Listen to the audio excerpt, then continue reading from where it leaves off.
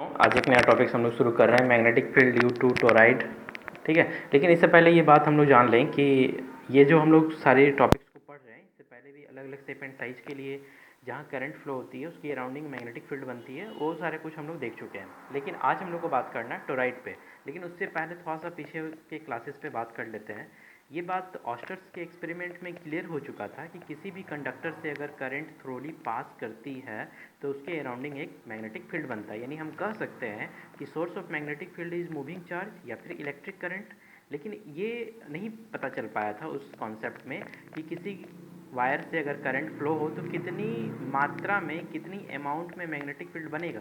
यानी magnetic field के लिए ना तो हमको मैग्नीट्यूड पता था और ना ही डायरेक्शन का पता चल पाया था। हालांकि डायरेक्शन के लिए हम लोग अलग अलग दो नियम को जानते हैं, जिसमें हम लोग राइट हैंड थंब रूल्स को जान रहे हैं और एक मैक्सवेल के स्क्रू नियम को भी हम लोग जानते हैं। लेकिन कितनी मात्रा में मैग्नेटिक फील्ड बने इसकी एक्सप्लेनेशन बायोट-सेवार्ट के नियम में हुआ। हालांकि बायोट-सेवार्ट में भी बहुत ही कम छोटे से एलिमेंट्री पोर्शन पे ही बात हुई जिसमें हम लोग ये समझ पाएँ कि एक एलिमेंट्री तार पे लेते थे, एक छोटे से एलिमेंट्री पोर्शन पे ही मैग्नेटिक फील्ड जो बन रहा था, जो स्मॉल मैग्नेटिक फील्ड था वो डायरेक्टली प्रोपोर्शनल था I D L sine theta by R square था, जिसमें हम लोग ये कॉन्सेप्ट पढ़ पाए थे।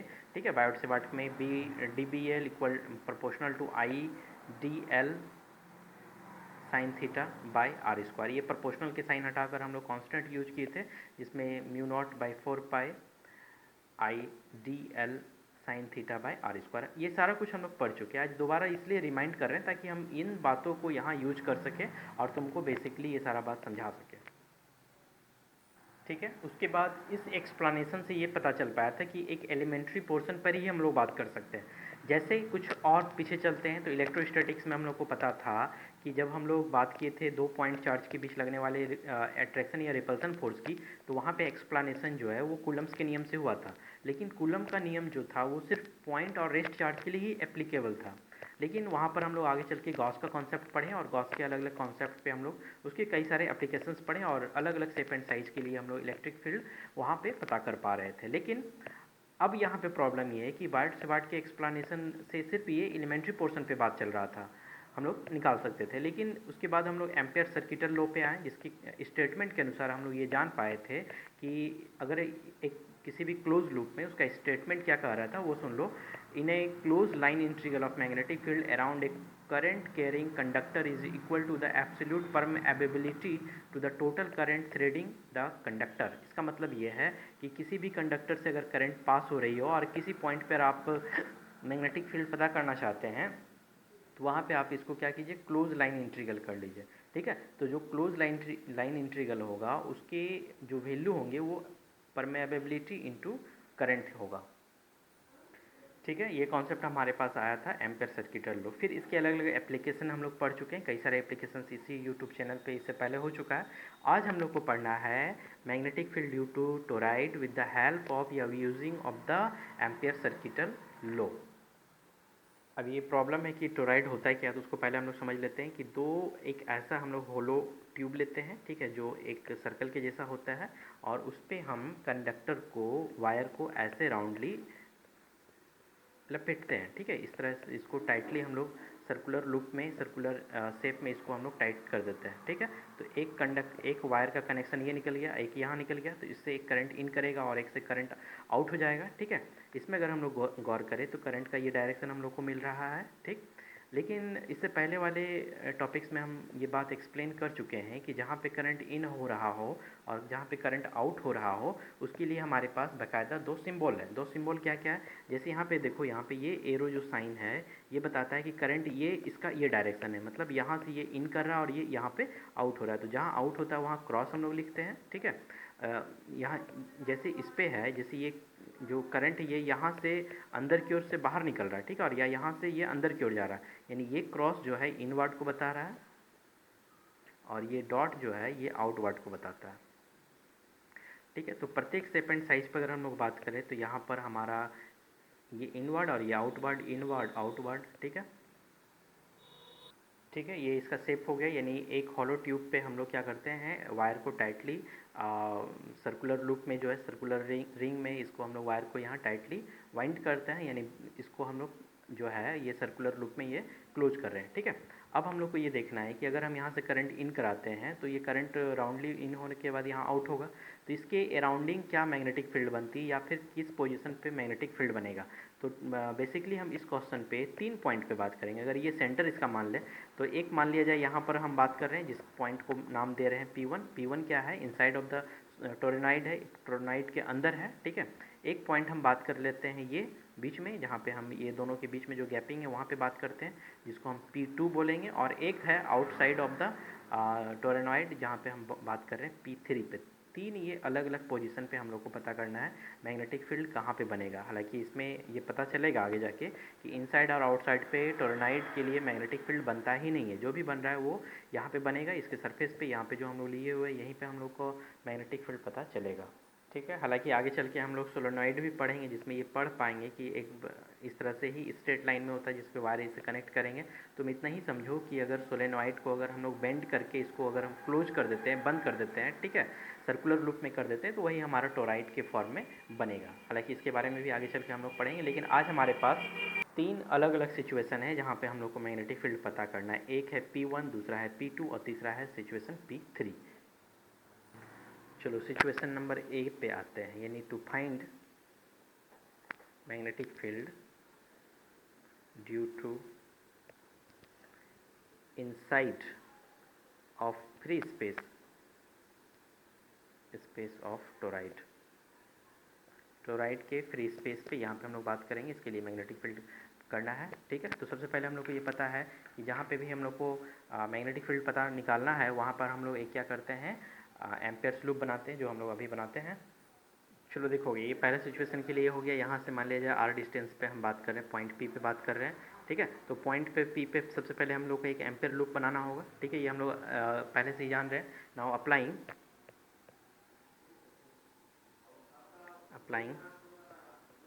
एम्पेयर्स लॉ, ठीक है, जिसमें हम लोग जानते हैं ये इसका फॉर्म हो गया, ठीक है, इक्वल टू म्यू नॉट आई। आई कहाँ होगा, इनसाइड होगा।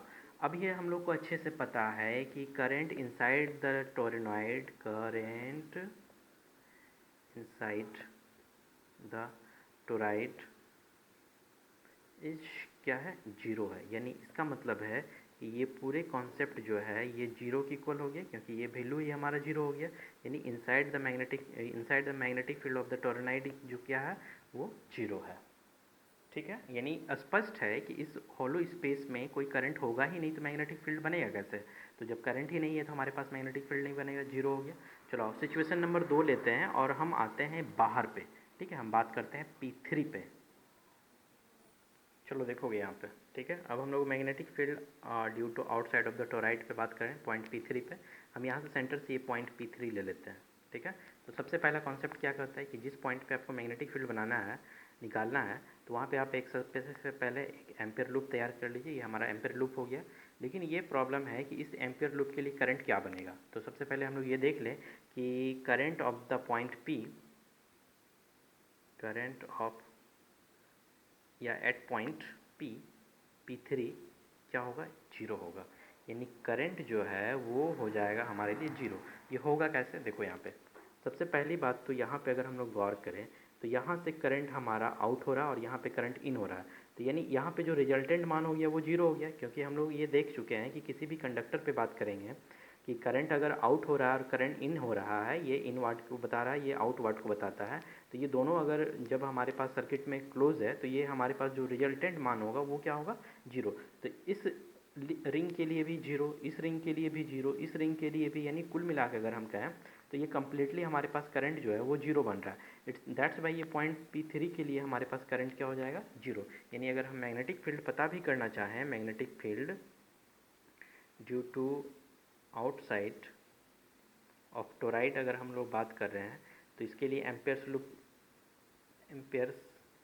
लॉ अप्लाई करेंगे, ठीक है, जिसके अनुसार हम लोग देख चुके हैं ये close line integral of magnetic field equal to mu naught I in, ठीक है।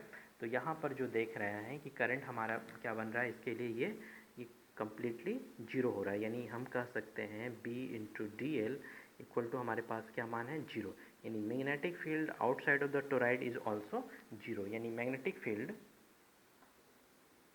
मैग्नेटिक फील्ड इनसाइड यानी फ्री स्पेस और outside and outside of toroid is 0। ठीक, ये काफ़ी इम्पॉर्टेंट ऑब्जेक्टिव के फॉर्म में हमारा क्वेश्चन काम करेगा। यानी किसी भी टोराइड के अंदर या टोराइड के बाहर जो है मैग्नेटिक फील्ड क्या होता है, 0। चलो देखोगे अब यहाँ पे, ठीक है। ये हम लोग magnetic field inside the toroid, यानी टोराइड के जो दो लाइंस होंगे जहाँ पे हमारा लूप होगा, ठीक है, जहाँ पे हम लोग वायर को वेंड किए होंगे उसके बीच में हम लोग को मैग्नेटिक फील्ड पता करना है। तो ये एक पॉइंट P2 शुरुआत में ही हम लोग बात कर चुके थे, 3 पॉइंट पे बात करेंगे। ये P2 है, तो इस पॉइंट तक की जो दूरी है सेंटर से वो R है, स्मॉल r है, ठीक है। यहाँ पे हम लोग को मैग्नेटिक फील्ड पता करना है। हम ऐसा करते हैं, सबसे पहले कॉन्सेप्ट के अनुसार हम लोग को जान रहे हैं अच्छी तरह से कि जिस पॉइंट पे हम लोग को मैग्नेटिक फील्ड निकालना है वहाँ पे एक एम्पियर लूप तैयार कर लेते हैं। ठीक, ये एम्पियर लूप दो पॉइंट, ये दो जो करंट है यानी इन और आउट जो हो रहा है, जहाँ आउटवर्ड और इनवर्ड है उसके बीच में ये कहीं पे पॉइंट है जहाँ से हम लोग डिस्टेंस r लिए हुए हैं। और एक बात क्लियर कर देना चाहते हैं, इस दोनों के बीच जो डिस्टेंस है बहुत ही स्मॉल है, ठीक है। तो ऐसा नहीं है कि इसके वजह से या हम थोड़ा सा लाइनिंग अंदर ले लेते हैं या बाहर ले लेते हैं तो बहुत ज़्यादा अंतर पड़ने वाला नहीं है, ठीक है। तो ये ध्यान रखोगे, ये दोनों काफ़ी क्लोज है जिसमें हम लोग सिर्फ r स्मॉल r डिस्टेंस पे पॉइंट P2 लिए हुए हैं। चलो आते हैं अब magnetic field inside the toroid, ठीक है। नाउ अप्लाइंग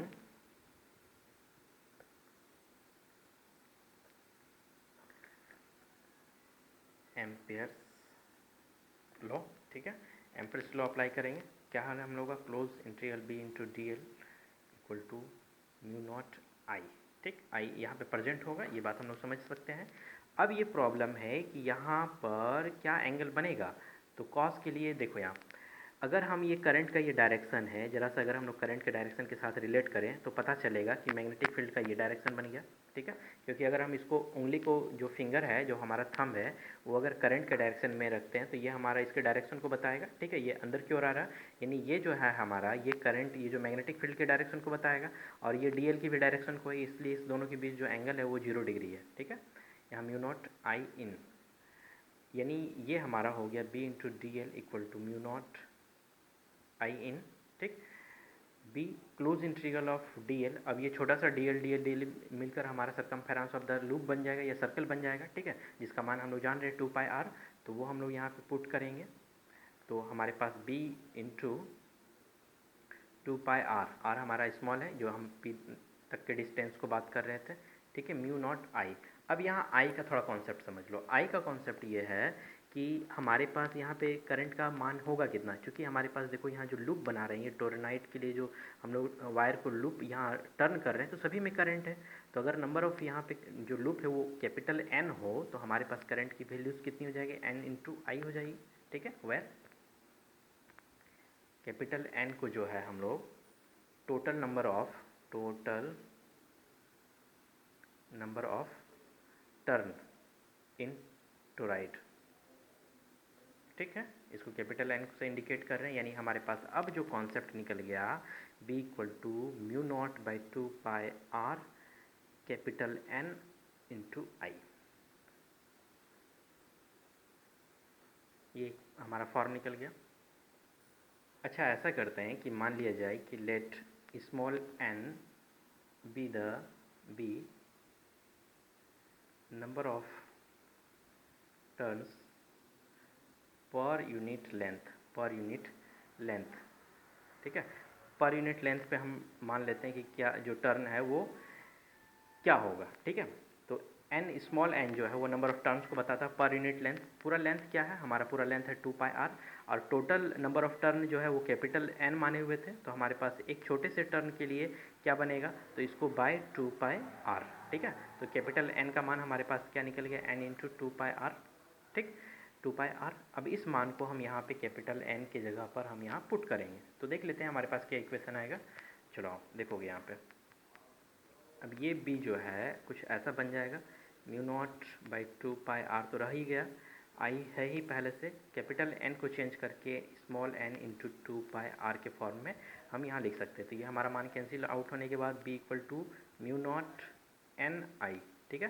तो ये हमारा एक इक्वेशन निकल गया जिसमें हम टोरनाइट के लिए मैग्नेटिक फील्ड पता कर सकते हैं इनसाइड द टोरनाइट, ठीक है, या बिटवीन द टू लूप, ये जो लाइनिंग्स है उसके अंदर जो है वो वहीं पे हमारा मैग्नेटिक फील्ड बनेगा, यानी इस टोरनाइट के अंदर, यानी जहाँ फ्री स्पेस है वहाँ पे भी नहीं बनेगा और ना ही बाहर में बनेगा, और जो अंदर में बनेगा वो ये इक्वेशन पे हम कह सकते हैं या इस इक्वेशन पे इसको एक्सप्लेन किया जा सकता है, ठीक है। नेक्स्ट वीडियो में हम लोग सोलेनोइड पे बात करेंगे। इसको अच्छे से समझ लेना, इससे पहले वाले वीडियोस को भी देख लेना, तभी ये सारा कुछ समझ में आने वाला है।